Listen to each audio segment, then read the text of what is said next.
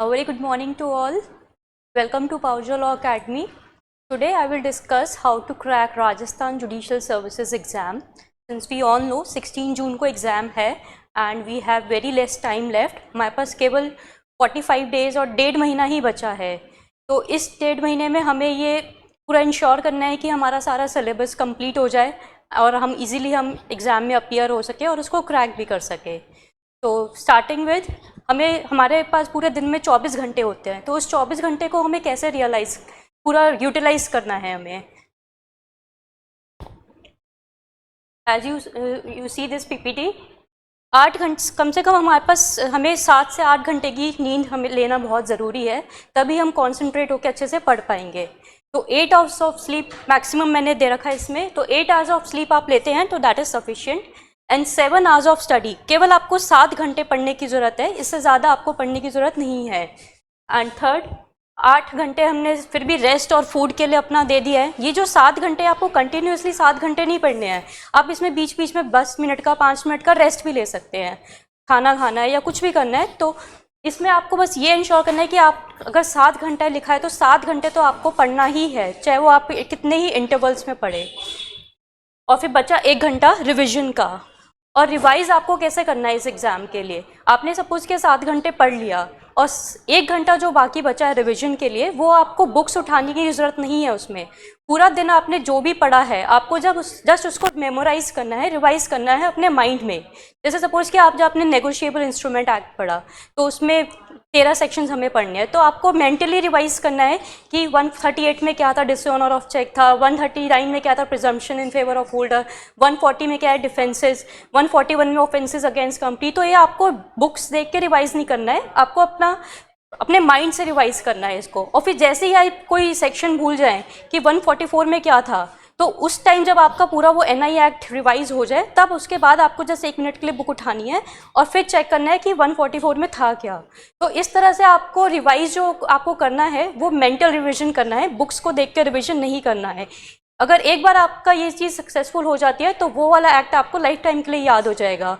तो आपको रेगुलरली आपको रिविजन जो करनी है 7 घंटे पढ़ने के बाद, वो मेंटल रिविजन करनी है. That is very important. तो यू कैन सी दिस, आप इसका स्क्रीनशॉट ले सकते हैं या सेव कर सकते हैं, नोट कर सकते हैं, because this thing is very important. Because ये टाइम मैनेजमेंट करना बहुत ज़रूरी है. अब हमारे पास टाइम नहीं है कि हम बहाना मारे या कोई भी हम एक्सक्यूज़ दे अपने आप को कि आज हम क्यों नहीं पढ़ पाए, कोई हमारे घर में गेस्ट आ गए हैं, मेड नहीं आई है, खाना टाइम पे नहीं बना है, कुछ भी ऐसा है, कोई हमारे पास एक्सक्यूज़ का कोई टाइम नहीं है. तो हमें सिर्फ पढ़ना है इस टाइम.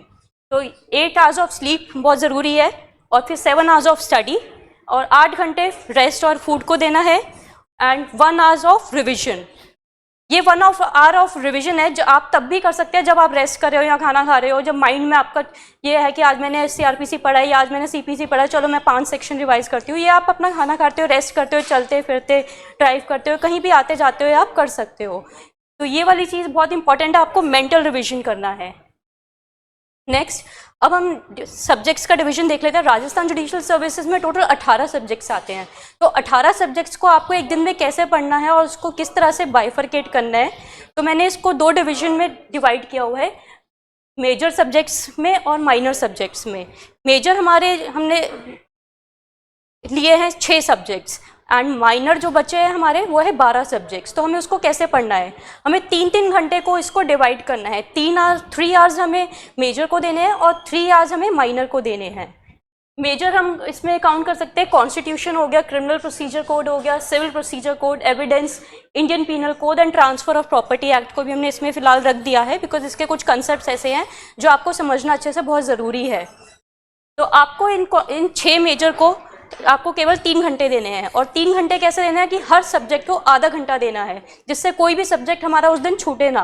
तो आधा घंटा हमने कॉन्स्टिट्यूशन में दिया, आधा घंटा क्रिमिनल प्रोसीजर में कोड में दिया, आधा घंटा सीपीसी में, आधा घंटा एविडेंस, आधा घंटा इंडियन पीनल कोड एंड आधा घंटा ट्रांसफर ऑफ प्रॉपर्टी एक्ट.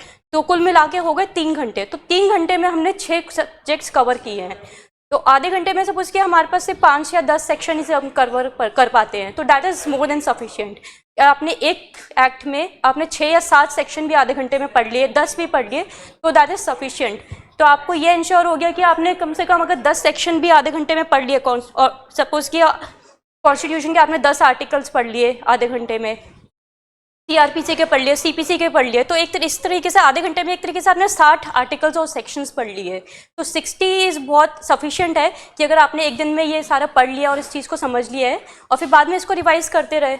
और उसके बाद फिर आया हमने नेक्स्ट डिवीजन पे 3 घंटे हमें माइनर एक्ट्स को देने हैं, और माइनर एक्ट्स को हमें आधा घंटा देने की ज़रूरत नहीं है बिकॉज बहुत छोटे छोटे एक्ट्स हैं, किसी में 10 सेक्शन है, किसी में 15 है, किसी में 30 है, तो इसको आप 15 मिनट एक एक्ट को, माइनर एक्ट को दे सकते हैं। स्टार्टिंग विद एसआरए है, उसमें सिर्फ केवल 44 सेक्शंस है, तो 15 मिनट में अगर आपने 5 सेक्शन भी पढ़ लिए, 4-5 भी पढ़ लिए, तो दैट इज सफिशिएंट, आपको 45 डेज में इजीली कवर हो जाएगा। लिमिटेशन हो गया, राजस्थान रेंट कंट्रोल एक्ट हो गया, 32 सेक्शन है, इंटरप्रिटेशन सब्जेक्ट है, इसमें भी कुल मिला के 10-12 सब्जेक्ट टॉपिक्स ही है इंपॉर्टेंट जो आपके लिए सफिशिएंट है। जेजे एक्ट हो गया, कॉन्ट्रैक्ट हो गया, POSH sexual harassment act, domestic violence act, POCSO act, indecent representation of women's act, NI act, probation of offenders act. तो ये सारे कुल मिला के 12 सब्जेक्ट्स हो गए। 12 सब्जेक्ट्स को आप 15 मिनट एक सब्जेक्ट को देंगे तो 3 घंटे में आप 12 सब्जेक्ट इजीली कवर कर पाएंगे। 1 घंटे में 4 सब्जेक्ट हो गए, 15-15 मिनट हमने हर सब्जेक्ट को दे दिए, तो 3 घंटे में हो गए कुल मिला के 12 सब्जेक्ट्स। तो आप अगर 15 मिनट भी एक सब्जेक्ट माइनर लॉ का पढ़ते हैं तो दैट इज़ सफिशिएंट, आपको पूरा माइनर लॉ 45 दिन में रट जाएगा अच्छे से, आई गारंटी यू। अगर आप इस तरह से, जैसे मैं आपको बता रही हूँ, आप पढ़ते हैं तो इस तरह से आपका क्या हुआ, एक दिन में आपके 18 सब्जेक्ट साइमल्टेनियसली चल रहे हैं।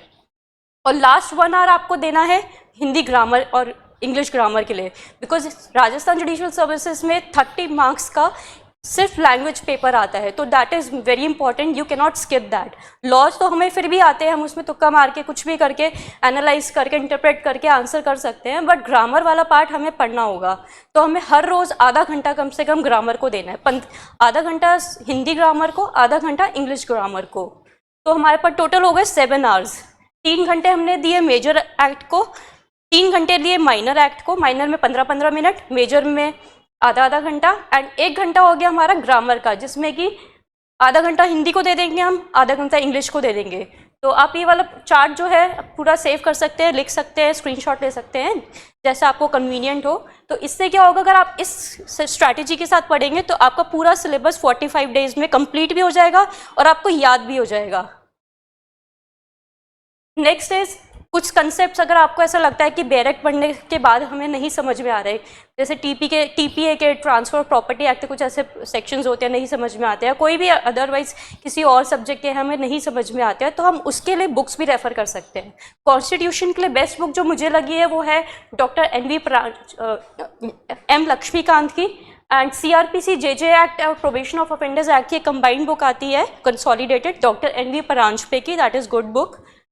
एंड सीपीसी की शैलेंद्र मलिक की is also good book, Universal की आती है। एविडेंस की बटुकलाल, कॉन्ट्रैक्ट की RK. Bangia, transfer of property act की doctor Poonam Pradhan Saxena, interpretation of statutes के लिए आप सारथी ईबीसी की आप रेफर कर सकते हैं, एंड लिमिटेशन की श्रीनिवास की लेक्सिस नेक्सस की बुक है, that is also good book. Indian penal code के लिए Ratanlal Dhirajlal is always good book. And हमारे पीएलए के भी कुछ certain bare acts which are upcoming, you can refer those also, उसमें easy explanations, comments and illustrations है, तो आपको बेटर अच्छी अंडरस्टैंडिंग के लिए you can refer those also. But these are the best books which I personally feel, जो मैंने पढ़ी है और जो मुझे लगता है कि इससे हमारे कॉन्सेप्ट बहुत ही ईजीली क्लियर हो जाते हैं। कुछ ऐसा टॉपिक है हमें नहीं समझ में आता बैरक्ट पढ़ के, या कुछ ऐसी डॉक्ट्राइन्स होती है, मैक्सिम्स होते हैं जो हमारे बैरक्ट में नहीं होते बट एग्जाम्स में पूछे जाते हैं, तो उस चीज़ के लिए आप ये वाली बुक्स रेफर कर सकते हैं। जैसे सेक्शन 43 हो गया टीपी एक्ट के लिए, अगर आप उसकी लैंग्वेज पढ़ेंगे तो वो आपको इजीली समझ में नहीं ना भी आए, इसके ऊपर जिस डॉक्ट्राइन पे वो बेस्ड है वो डॉक्ट्राइन आपको बैरक्ट में तो नहीं मिलेगी, तो उसके लिए you can refer these books. In books में आपको इजीली मैक्सिम्स जो पेपर में आते हैं वो मिल सकते हैं, और आपको डॉक्ट्राइन्स है वो मिल सकती है। कोई सेक्शन आपको बैरक्ट से नहीं समझ में आता तो इन बुक्स से आप रेफ़र करके, या अदर किसी बुक से भी आप रेफ़र कर सकते हैं, बट क्योंकि मैंने ये वाली बुक्स पर्सनली रीड करी है तो फिर मुझे ये ज़्यादा अच्छी लगी, तो I am just suggesting you this books.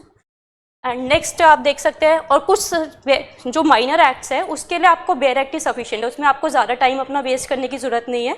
आप उन बैरक्ट्स को पढ़ेंगे तो आपको पूरा अच्छे से समझ में आ जाएगा कि इस क्या कहना चाह रहा है, क्योंकि लैंग्वेज बहुत इजी है उनकी, तो उनके लिए बैरक्ट सफिशिएंट है, तो आपको उसमें अपना ज़्यादा टाइम वेस्ट करने की ज़रूरत नहीं है बुक्स को पढ़ने के लिए।